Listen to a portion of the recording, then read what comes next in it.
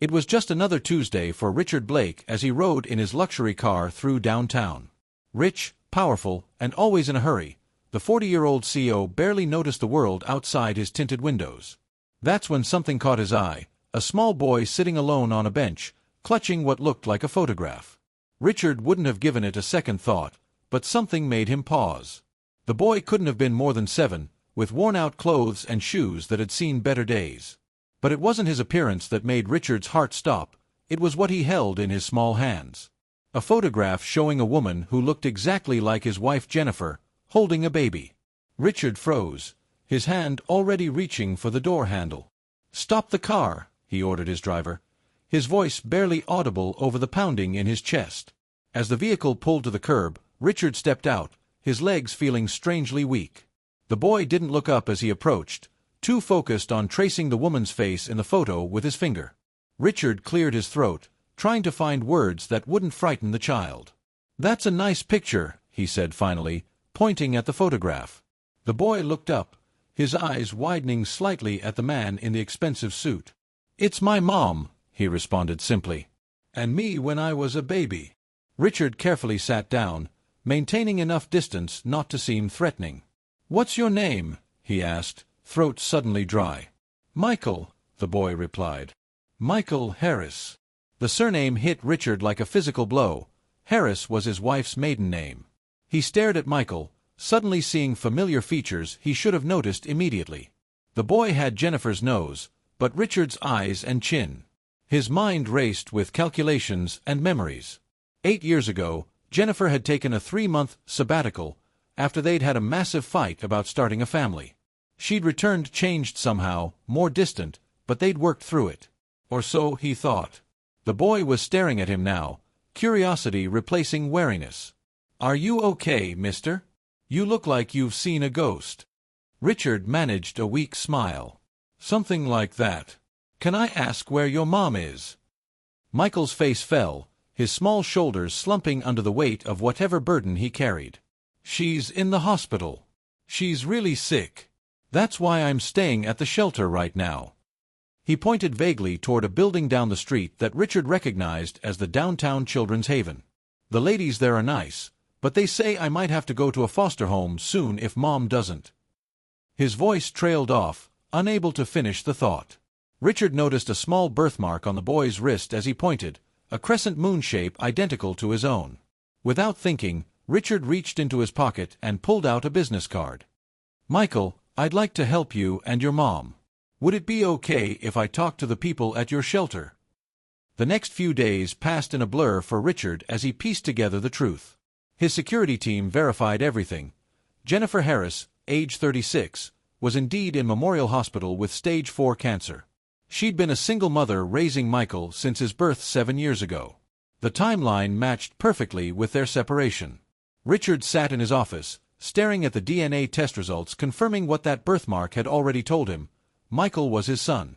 A son Jennifer had kept from him for nearly 8 years. Anger, grief, and confusion warred within him. Why had she hidden this? Was this her final revenge for how terribly he'd treated her back then? He'd been young, arrogant, focused only on building his empire. When she'd suggested starting a family, he'd cruelly dismissed the idea. Richard stood outside Jennifer's hospital room, heart hammering against his ribs. He'd arranged for her to be moved to a private room with the best care possible, but he hadn't visited until now. Taking a deep breath, he pushed the door open. She looked so much smaller than he remembered, her once vibrant figure now fragile against the white hospital sheets. Her eyes widened when she saw him, a mix of fear and resignation crossing her face. "I met Michael," he said simply, remaining by the door. Jennifer closed her eyes briefly, a tear escaping down her pale cheek. "I always knew this day would come," she whispered. "I just thought I'd have more time to prepare him." Richard moved closer, pulling a chair up to her bedside. "Why didn't you tell me?" The question that had burned in him for days. She met his gaze steadily despite her weakness. "Because you made it very clear children weren't part of your plan. And I couldn't bear to see you reject him like you rejected the idea of us having a family." Her words struck him like a slap, but he couldn't deny their truth. "I've changed," Richard said, surprising himself with how genuine those words felt. Meeting Michael had shifted something fundamental inside him. "I was wrong back then, Jennifer. So wrong about everything that matters." She studied his face, searching for signs of the arrogant young man she'd left. "Michael needs someone," she said finally. "The doctors say I have weeks, maybe months. I've been trying to figure out what happens to him after." Richard reached out hesitantly, taking her thin hand in his. "Let me be his father, Jen. Really be his father." Her eyes welled with fresh tears.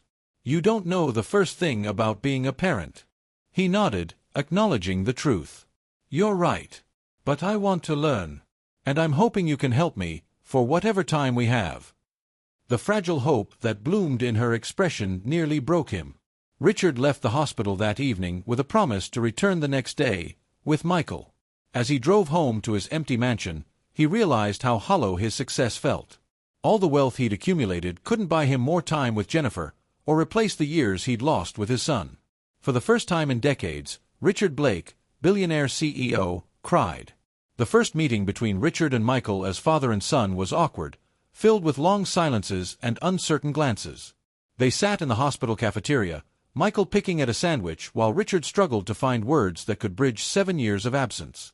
"Your mom told you about me?" he finally asked. Michael nodded, not looking up. "She said you were really busy building important things." Richard winced at the simplicity and kindness of Jennifer's explanation. "That was true," he admitted. "But I didn't know about you. If I had—" Michael finally looked up, his eyes serious beyond his years. "Would you have wanted me?" The directness of the question knocked the breath from Richard's lungs. "Yes," he said firmly, realizing as he spoke that nothing in his life had ever been more certain. "I would have wanted you more than anything in the world." Something in Michael's expression softened slightly. "Mom says you're going to take care of me when she can't anymore." Richard nodded, his throat tight.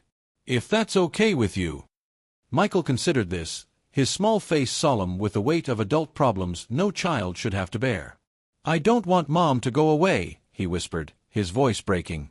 Richard felt his heart crack open. "I don't want that either," he said honestly. "But if she does, I promise you won't be alone." Michael studied him with those eerily familiar eyes. "Mom says promises are really important. That you should never make one you can't keep." Richard swallowed hard, understanding the test being offered. "I keep my promises, Michael. Always."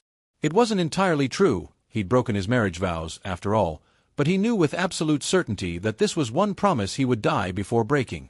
Michael seemed to accept this, nodding slightly before returning his attention to his sandwich. Later, when they visited Jennifer's room together, Richard watched in awe as his son transformed from the solemn, wary child of their cafeteria conversation into a bright, animated boy, eagerly telling his mother about the cool car Richard had, and how the driver had let him press the button for the partition. Jennifer's eyes met Richard's over Michael's head, a silent communication passing between them. For the first time, he felt like they might be able to forge something from this broken situation, a family, however unconventional. Over the next weeks, Richard rearranged his entire life around hospital visits and getting to know his son. His executive team was shocked when he announced he'd be working remotely 3 days a week indefinitely.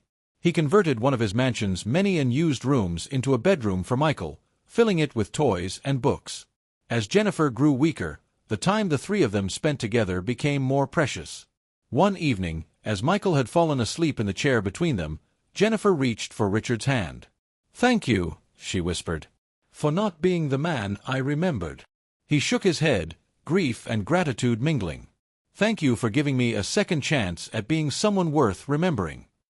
The day Jennifer died was cloudless and bright, a cruel contrast to the darkness that descended on Richard and Michael. They stood together at her bedside, the boy's small hand clutched tightly in his father's larger one. Later, Richard wouldn't remember the funeral arrangements he'd made or the people who offered condolences. What he would remember was Michael's face, tear-streaked but determined as he'd placed his mother's favorite flowers on her casket. And the moment in the car afterward when Michael suddenly asked, "What do I call you now?" Richard had turned to him, heart aching with love for this child who was somehow managing to be braver than he felt. "Whatever feels right to you," he'd answered honestly.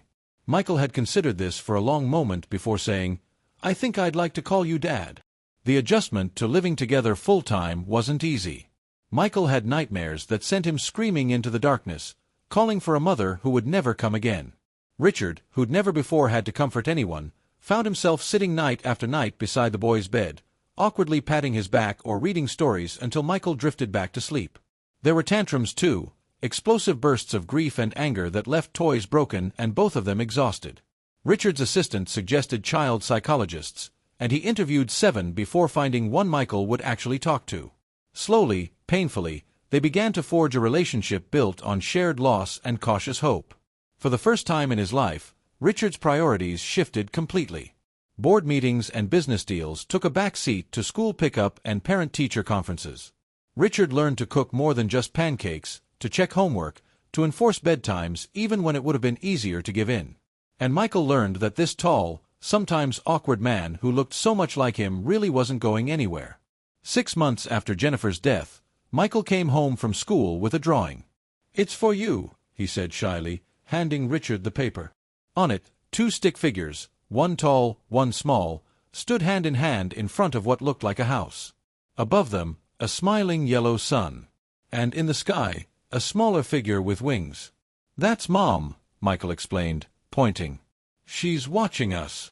Richard swallowed the lump in his throat. "It's beautiful," he managed.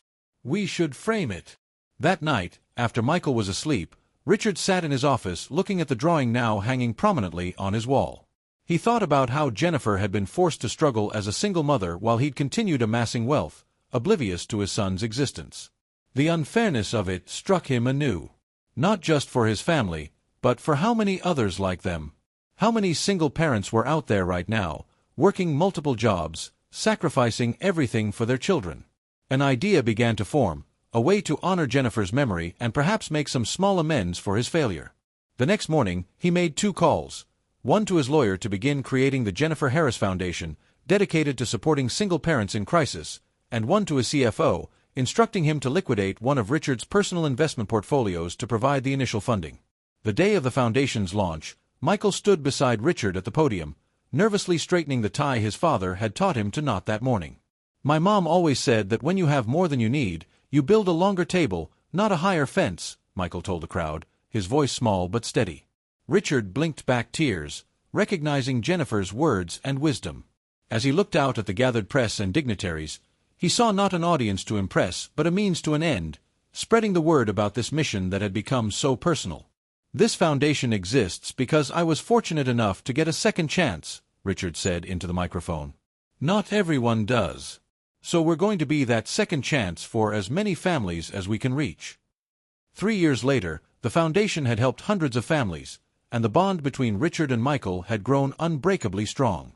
They still visited Jennifer's grave together on the first Sunday of every month, bringing fresh flowers and telling her about their lives.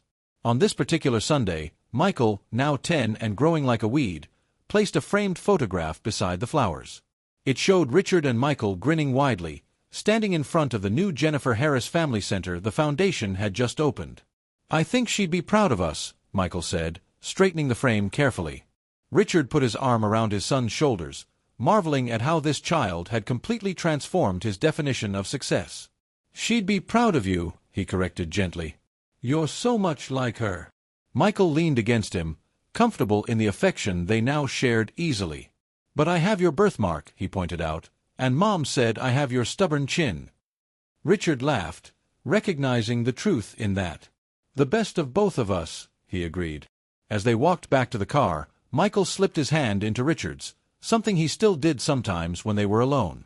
"Dad," he asked suddenly, using the term that had become natural over time, "do you think Mom knew we'd end up okay?"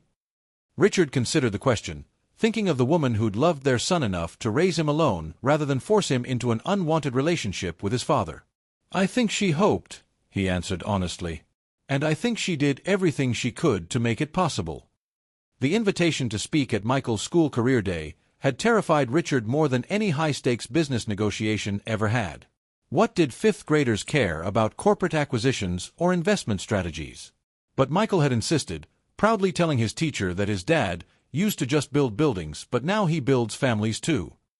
So here Richard stood, awkwardly holding a microphone and facing 30 curious young faces. He'd prepared a child-friendly presentation about architecture and business, but looking at his son's expectant expression in the front row, he set his notes aside. "Before I met my son," he began instead, "I thought being successful meant having the most money or the biggest company." The children leaned forward, sensing a story more interesting than profits and losses. "Then one day, I saw a little boy on a bench, holding a photograph that changed everything." As Richard continued his story, carefully edited for young ears, he watched Michael's face light up with pride. This, he realized, was his true legacy, not the buildings that bore his name or the fortune he'd amassed, but this bright-eyed boy who had taught him that the most valuable things couldn't be bought. After his presentation, one little girl raised her hand. "Are you really a billionaire?" she asked, eyes wide. Before Richard could answer, Michael jumped in. "Yeah, but that's not the important part," his son said firmly. "He's my dad. That's what matters." That evening, as they drove home from school, Richard glanced at Michael in the rearview mirror. "You know, when that girl asked if I was a billionaire today, you said something that made me very proud." Michael looked up from his handheld game, curious. "What?"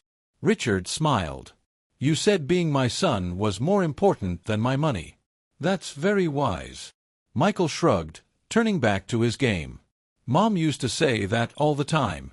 That love is worth more than money." Richard felt that familiar pang, gratitude mixed with regret for all Jennifer had taught their son in his absence. "She was right," he said softly. "I wish I'd understood that sooner." Michael was quiet for a moment before responding. "But you know it now. And Mom said it's never too late to learn something important." Richard marveled at his son's resilience and wisdom beyond his years. Where he had needed a dramatic wake-up call to recognize what truly mattered, Michael seemed to understand it instinctively. Perhaps that was Jennifer's greatest gift to both of them, teaching Michael directly and teaching Richard through their son. As he parked the car in their driveway, Richard made a decision. "How would you feel about going on a little trip this weekend?" he asked casually. Michael's eyes lit up. "Where to?" Richard smiled, already picturing it. "The children's shelter where I first met you. I thought we might bring some of those games you've outgrown, and maybe spend some time with the kids there." He wasn't prepared for the fierce hug Michael launched at him from the back seat. "Yes. Can we bring ice cream too? Mom always said ice cream makes everything better." Now as Michael approaches his teenage years, Richard sometimes takes out that worn photograph, the one that stopped him in his tracks that fateful day. Jennifer's smile still makes his heart ache with regret for the years they might have had together as a family, if only he'd been a different man back then. But those regrets are balanced by profound gratitude for the second chance he'd been given. Last week, Michael had brought home a school assignment, a family tree. Together, they'd filled in all the branches they knew, but when they reached the space for Michael's future, the boy had hesitated. "Do you think I'll have kids someday, Dad?" he'd asked. Richard had smiled, remembering how terrified he'd once been of exactly that question. "If you're lucky," he'd answered truthfully. "They'll change your life in ways you can't imagine." Later that night, after Michael had gone to bed, Richard added one more element to the Jennifer Harris Foundation's mission, a college scholarship fund for children being raised by single parents. He named it the Second Chance Fund, in honor of the boy who'd given him exactly that, a second chance to discover what truly matters. The following morning, Michael found him at the breakfast table, reviewing applications for the scholarship. "You look tired," his son observed, pouring himself cereal. Richard smiled ruefully. "Late night. But worth it." Michael nodded sagely. "Mom used to say the best things usually are." Richard reached out and ruffled his son's hair, marveling at how this child, this unexpected gift, had transformed everything. Sometimes Richard wonders what his life would be like if he hadn't looked out his car window that day. If he'd been checking his phone instead, or lost in thought about some business deal. He might have driven right past his own son and never known what he was missing. The thought terrifies him more than any financial collapse ever could. Recently, the foundation opened its 5th family center, this one specializing in medical support for single parents battling illness, a direct response to what Jennifer had faced alone. At the ribbon-cutting ceremony, Michael had been the one to wield the giant scissors, his face solemn with the responsibility. Afterward, a local reporter had asked him how it felt to be the inspiration behind such a large charitable organization. Michael had considered the question with his usual thoughtfulness before answering. "It wasn't really me," he'd said finally. "It was my mom. And that photograph." The reporter looked confused, but Richard, standing nearby, felt his eyes fill with tears. Because Michael was right, it had been the photograph that started everything. A simple image of a woman and a baby, captured in a moment of love that was powerful enough to change the course of so many lives. That night, Richard had the photograph professionally restored and framed, hanging it prominently in their home. Not as a reminder of what he'd almost lost, but as a testament to what he'd found, the true meaning of wealth, hidden in plain sight all along. This story isn't just about a rich man and a poor boy, it's about the moments that define us. The choices we make when confronted with unexpected truths. The capacity we all have to change, to grow, to become more than we ever thought possible. Had Richard continued driving past that bench, his life would have remained comfortable but empty, filled with possessions but lacking in purpose. Instead, he stopped. He looked. He saw what truly mattered. And in doing so, he discovered that the greatest poverty isn't in an empty wallet, but in an empty heart. The greatest wealth isn't measured in dollars, but in love given and received. As Michael grows toward manhood under his father's watchful eye, he carries his mother's wisdom and his father's determination, a living bridge between two people who found their way to love too late, and yet just in time. What unexpected photograph might be waiting in your life? What moment of truth stands ready to transform everything, if only you pause long enough to see it? The world is full of Richards, racing through life accumulating wealth and status while missing the chance to build something far more valuable. And it's full of Michaels too, holding photographs of possibilities that haven't yet been realized. Sometimes all it takes is the courage to stop, to look closer, to allow yourself to be changed by what you see. Because the most beautiful journeys often begin when we least expect them, with a glance out a window, a chance encounter, a photograph that makes us question everything we thought we knew about what truly matters in this one precious life we're given. Have you ever wondered how a single moment can completely transform your life? That's what happened when Richard saw Michael holding that photograph, a split second that changed everything. But here's the real question. What photographs are you missing in your own life? What connections are waiting to be made if only you'd look up from your busy day? The truth is, we're all rushing through life, focused on the next goal, the next achievement, the next milestone. But what if the most valuable things aren't ahead of us at all? What if they're right beside us, waiting to be noticed? Perhaps it's a relationship that needs healing, a passion you've abandoned, or a purpose you've yet to discover. Maybe your photograph moment isn't about finding a child you never knew existed, but about truly seeing the people already in your life.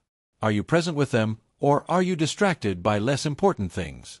Are you measuring your success by what you own, or by who you love and who loves you in return?